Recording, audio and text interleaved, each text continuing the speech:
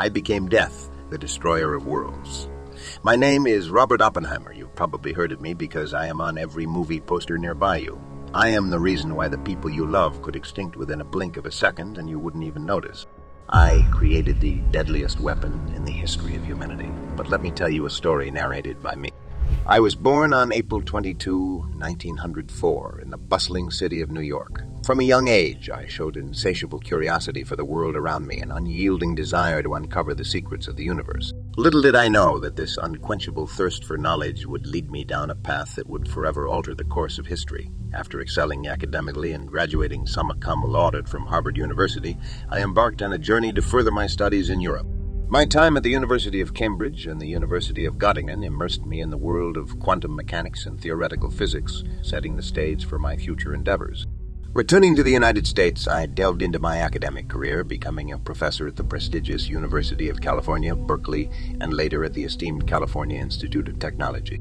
These institutions were only the beginning of a much larger and more dangerous journey that lay ahead. The rise of the Nazis in Germany was a chilling wake-up call for me, a Jewish scientist. Witnessing the Holocaust and the threat of global domination, I felt an urgent duty to confront this menace. The potential of atomic energy became a powerful tool in the fight against tyranny. The Manhattan Project, a secret mission, was born not only to end the war, but to prevent the Nazis from gaining access to such devastating power.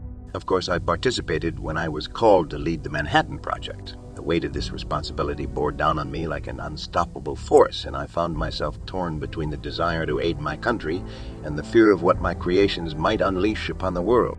As the scientific director of the Manhattan Project, I felt the weight of every decision, every calculation. The days turned into nights as we toiled away in secrecy, striving to harness the power of the atom. The stakes were unimaginably high, and I couldn't help but feel the immense pressure building like a coiled spring inside me. On that fateful day, July 16, 1945, in the desolate New Mexican desert, I stood with bated breath, watching as the first atomic bomb, the culmination of our relentless efforts, was about to be tested. The ground trembled beneath my feet, and a shiver ran down my spine as I realized the irreversible path for the history of humanity we had set upon.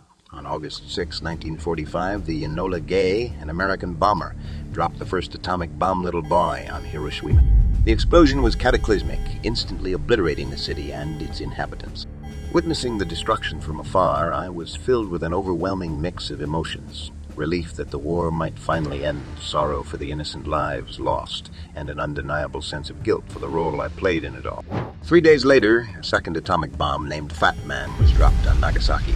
Victory in World War IE brought celebration, but the aftermath was fraught with uncertainty and moral dilemmas. The scenes of destruction and human suffering were etched into my memory, haunting me for the rest of my life. The horrors of war were not the only shadows that loomed over my life. I advocated for international control of nuclear weapons, leading to accusations of communist sympathies that began to taint my reputation during the Red Scare. My loyalty to my country was questioned, and the very government I had once worked for turned its back on me. In 1954, my security clearance was revoked, and I found myself cast into the darkness of suspicion and isolation. My love for science remained unyielding, and so I returned as the director of the Institute for Advanced Study in Princeton. As the years passed, my legacy as one of the most influential scientists of the 20th century solidified. The shadows of the atomic bomb loomed large over my life, an ever-present reminder of the power and responsibility that comes with scientific discovery. On February 18, 1967, I breathed my last breath, leaving behind a legacy of brilliance, controversy, and danger for the future of mankind. Now, you understand how I became death, the destroyer of worlds. Don't forget to subscribe to the channel for more tempting autobiographies.